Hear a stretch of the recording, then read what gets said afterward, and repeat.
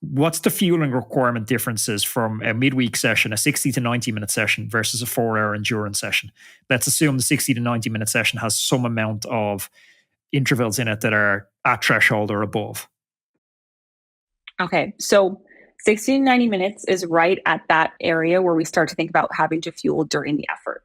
Typically, if the effort is less than 60 minutes, as long as we go into that with some fuel on board, we should be good for about 60 minutes. If it's low intensity, up to 90 minutes, we should be good. But with your example that you just gave there, Anthony, I would be thinking about, okay, how can I finish this effort as strong as I was, or as strong as possible, as close as possible to the strength that I had when I started the effort. So one of the big mistakes that I see people make with these 60 to 90 minute efforts is they do really, really good for the first 2/3 of the effort. And then they're like, okay, I'm almost done. I don't need to fuel with anything. And then their performance just declines for the last third of the effort, right? What I would recommend there is, hey, experiment. See if you can have a little bit of fuel, even 100 calories or so, to set you up so that you can finish that effort feeling strong. Given it 100%. So that's what I think about for those efforts right around that 60 to 90 minute mark is don't forget and don't write off the fact that you can fuel. You probably, as long as you go into that well-fueled, not have to fuel until the final 30 minutes or 15 minutes of the effort. And it's not going to be a full, 200 to 300 calories. It's going to be, hey, maybe 50 or 100 calories just to get you through that final push. When you say calories, you're talking specifically about carbohydrates. Yes. Mm-hmm. Yeah. And that's a difference here when we're talking about the 4-hour efforts on the weekend, because when we get into efforts that are 3 hours or more, suddenly we're fueling for energy with carbohydrates. And we're also having to think about fueling for hunger prevention with small amounts of fats and proteins.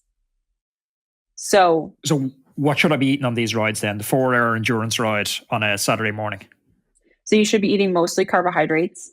However, when you get into that 3+ hour mark, you might want to add like small amount of protein, like 5 grams of protein per hour is a good baseline to start with, just to test and see how your gut responds, to prevent actually physically feeling hungry. So for example, it might be like you are eating 200 calories per hour of carbohydrates. You've got a carbohydrate goal. And then you might add in, okay, instead of having like a white bread or a white baked good, it might be, okay, I'm going to add a little bit of nut butter to a piece of whole grain bread with a little bit of honey on it. And I'm going to have a half of that cut up into, 2 little squares over the final hour of the effort to make sure that I'm not getting done with that effort and feeling like ravenous and wanting to eat everything in sight. Or whatever works for the person is totally fine.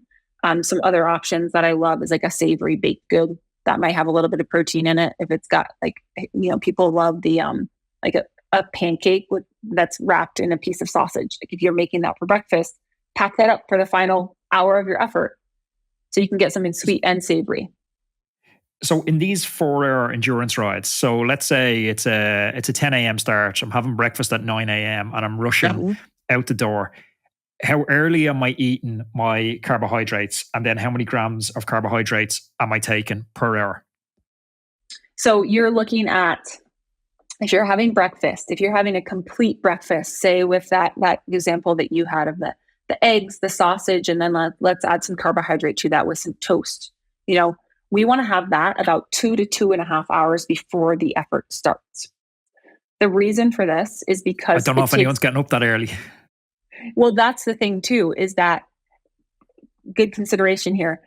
If you don't have that amount of time, then you want to simplify your food. The more simple you can go is the idea there is that you focus more on carbohydrates and you cut out the protein and the fat. Because, there's some people absolutely that could eat those 2 pieces of sausage, the eggs, and the 2 pieces of whole grain toast, for example, an hour before the effort, and their gut would be fine. Other people are like, nope, no way I can do that. So this is a very individual thing. It depends on the person. But if you have only an hour before the effort and you need to eat something, then you want to be mindful to skimp on the protein and the fat, because that's the slow digesting stuff that's going to sit in your gut for a longer period of time. And then you're going to focus more on the carbohydrate component of that meal. I would personally add, like some complex carbohydrates, like some berries, some sweet potato or something like that, where it's going to be some fiber as well for hunger prevention. The whole grain bread is another example, but not going overboard with, that 30 grams of protein meal an hour before the effort. So basically the idea there is that, based on the timing that you have, for these early morning efforts, if we're getting up and doing an effort before work or something like that, we're not going to have a complete breakfast right before, because that's not going to sit well. We're going to save that for after the effort. Okay, so we have our breakfast. We jump on the bike. So we've had breakfast, say, anywhere from 2.5 to an hour before, with those amendments that you suggested based on the time and you're having breakfast. How soon are we having carbohydrates on the endurance ride, and how many grams? So typically we're good for about the first hour, 45 to 60 minutes. We're good based on what we've had before. Then at the 45 to 60 minute mark, we start consuming the carbohydrates primarily. It depends on the person in terms of how many grams of carbohydrates per hour. Typically, we're looking at like 30 to 60, but let's just say we're at 50 grams of carbs per hour to keep it simple here. 50 grams of carbohydrates per hour after the first hour. And then the way that I think about this too is that you're not eating that complete 50 grams of carbohydrates at the top of every hour for every hour thereafter. That can cause problems with your GI system. That can make it more difficult to tolerate that bolus of 50 grams of carbohydrates at one time. What we want to do instead is we want to slow drip our fuel throughout the hour into, as small as 15-minute increments. But hey, if you can do it in 30-minute increments 2 times throughout the hour, that's awesome too. Typically, it depends on kind of the pace of the ride and what your opportunities are to take your hands off the handlebars and actually consume fuel. But that's a really good thing for people to start to think about, especially if they're working on increasing their carbohydrate intake per hour, is, hey, can I do this into smaller increments, whether it's liquid calories in my bottle and or a combination of solid calories that I'm consuming. Does hydration affect my ability to absorb carbohydrates at different rates? Depends on if the hydration has electrolytes and carbohydrates in it, right? So it'll definitely contribute, if you're doing something that has carbohydrates in it, to that hourly calorie goal, which is great. However, typically what I find is that people don't want to be consuming all of their carbohydrates from liquid, because that can be difficult for our body to digest as well. I'm thinking more if somebody's underhydrated. So if they're going with your fueling strategy, you recommend it, but they're not drinking enough. Say they're only getting through 150 ml per hour. Is that going to affect the absorption ability of those carbs? Yeah, it definitely can. And does that consideration change based on if it's straight out water or if it's a mix of water and electrolytes? The water and electrolytes will hydrate them more efficiently, even with a lower volume of fluid intake.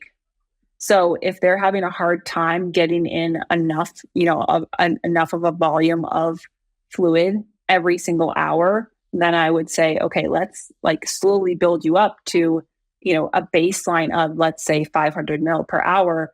But if you're at 150 ml per hour, then let's make sure that 150 ml, no matter what, is carbohydrates and not just water at all. If you enjoyed this video and you want to keep binge watching the content, check this video. It's a cracker. Also, don't forget to subscribe to the channel. That way I can catch you in the next one. See you then.